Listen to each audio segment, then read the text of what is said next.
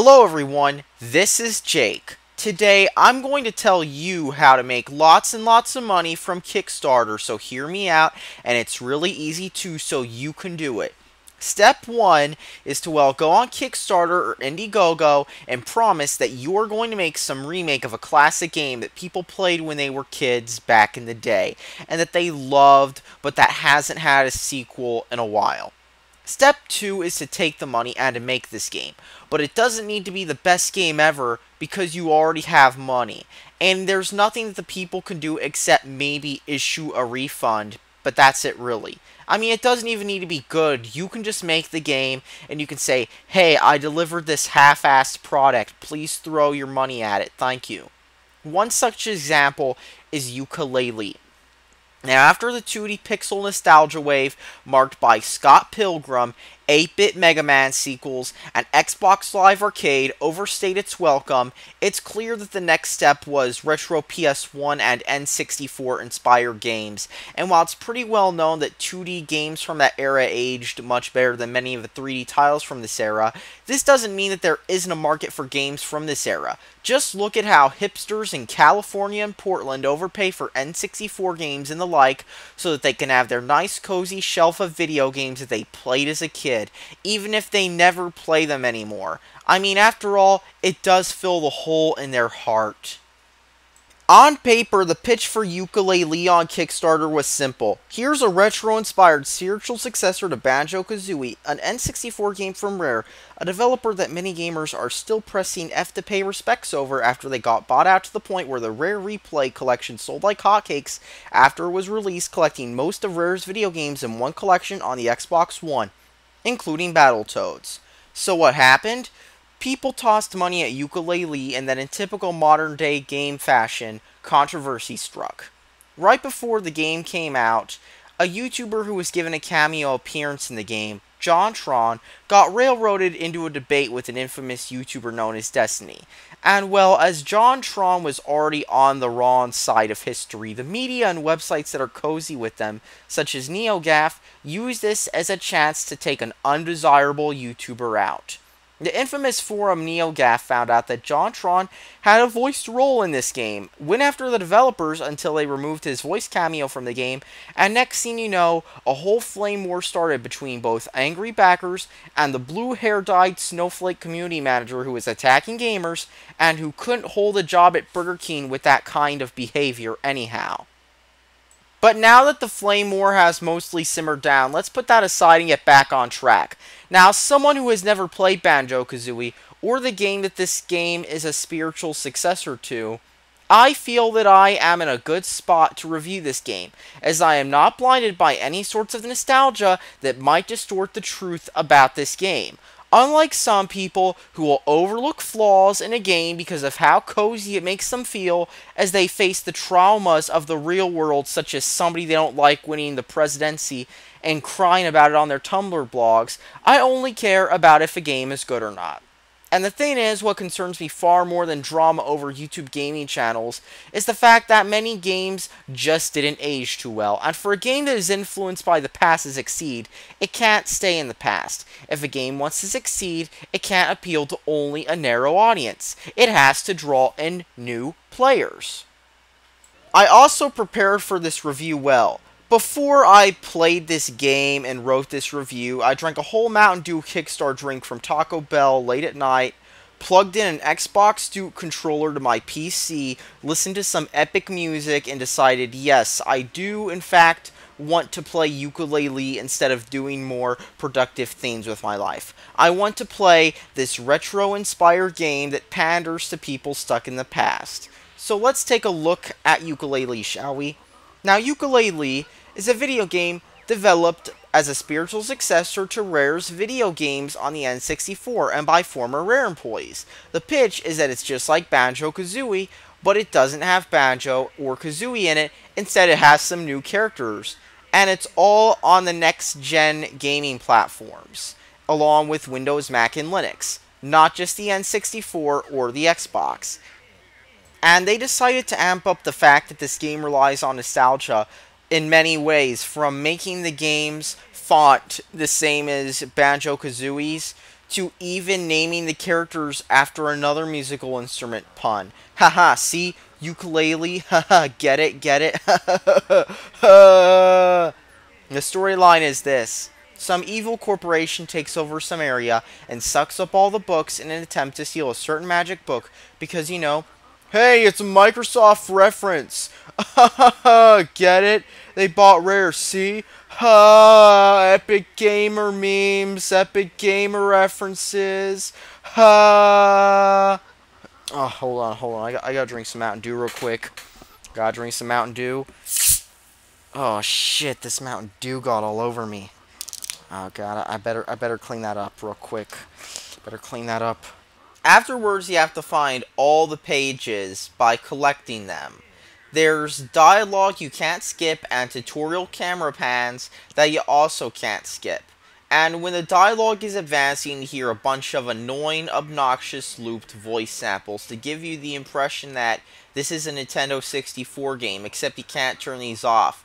While this made sense in 1998 on a game console with storage-constrained cartridges, and where the biggest game was about 11 times smaller than a CD's total capacity, it's simply annoying today in the current year. The graphics in Yooka-Laylee are a very mixed bag.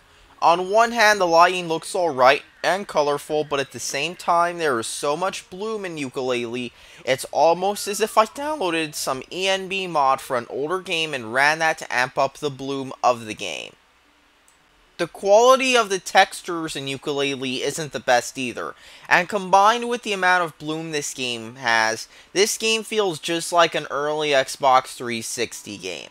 In fact, I could just picture in my head a buzzing sound coming from the 360's disk drive and some screen tear simply by looking at these graphics. And I've seen better looking 360 games. It did run fine on my AMD RX 480 maxed out, however. Now let's talk about the gameplay. What else can I say? The level design in Yooka-Laylee is probably the biggest problem of this game. Levels in this game feel like I'm wandering around a big empty space finding enemies attack and something to do in general, and it's all confusing. Levels are a very sparse and barren, sprawling mess, and enemies are hard to find. If anything, I felt like I was playing Chaotix on the 32X, with how empty these levels were. There's also plenty of places you can get stuck in, and where you can't leave them without dying. I ended up getting bored of this game after struggling to find out where to go, as the game features no waypoints or mini-map whatsoever despite being open, similar to Spyro Dot the Dragon. And the gameplay of Yooka-Laylee makes me feel like I'm doing the same thing over and over again. Like the only people this game could entertain are kids or similar kinds of people who love playing bland, repetitive games where you just hit X over and over again. The camera in Yooka-Laylee is I mean, it's not the best camera ever, but at the same time it didn't frustrate me as much as, say, the camera in 3D Sonic titles did. But then again, I also use a controller. And from what I've read, this game is one of those console games that's pretty much engineered to be controller only, where if you're playing a PC game on your high-end rig, you still need to go to GameStop and buy an Xbox controller. Even attacking enemies in Yooka-Laylee can be frustrating, as you'll get hit despite mashing the attack button like a maniac.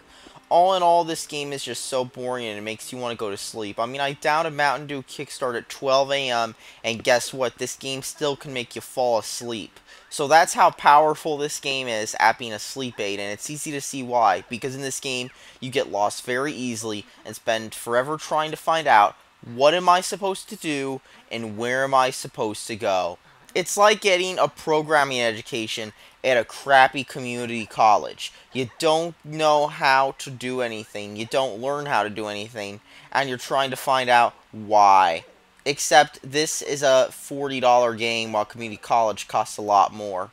All in all, Yooka-Laylee pretty much sums up what is wrong with nearly all of these retro remakes. They still have many of the problems that the original game they're trying to emulate, with little to nothing new added in. But yet people toss money at these games. Not because they were good games, but because they want to relive their memories all over again. It's like why people keep asking for remakes of Modern Warfare 2 instead of slamming the disc in their pawn shop Xbox's disc tray and pressing the close button. It's not because they want to replay Modern Warfare 2, but they want to relive those memories of middle school when they were using their texting phone to tell their friends to come on over and play some MW2. And it's why the second a re-release of even a game that's aged badly comes out, people will buy it. It's also why Kickstarters such as Mighty Number 9 and Yooka-Laylee brought in so much money, and why companies like Capcom were doing things such as making Mega Man 9 and 10 be 8-bit instead of just 2D. It's because if you pander to those people, you'll make fistfuls of cash. Even Sega has been taking that route to some extent, with Sonic Generations using nostalgia to blind people to its flaws, and with Sonic Mania being a 32-bit influenced retro platformer. The thing is, though, as Yooka-Laylee shows, what these retro remakes need to do is offer people something that they haven't seen before. The 90s are over and game design has changed. I mean, sure, there were some good ideas in the 90s, but it's not like everything after the 90s is automatically bad. All they need to do is take some improvements into account, such as improved camera controls and level design that's actually focused, and then maybe the game will be a success. But instead, Yooka-Laylee feels like a cut-rate version of the original game this tried to emulate, especially as there are even fans of the original split about this game online. And I don't think the JonTron controversy helped this game one bit, as usually even with mediocre platformers, there are plenty of kids out there who will still defend the game to the death. Just look at the Sonic 06 and Sonic Boom Rise of Lyric reviews on Amazon. There are people who actually unironically enjoy those games and will still defend them. They'll be like, why do the haters not like this game?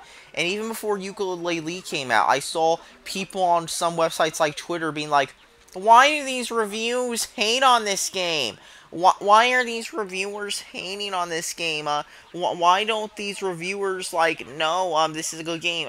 See, this reviewer gave like a game a good score one year, but they did it next year. Why do these reviewers do that? It's so dumb.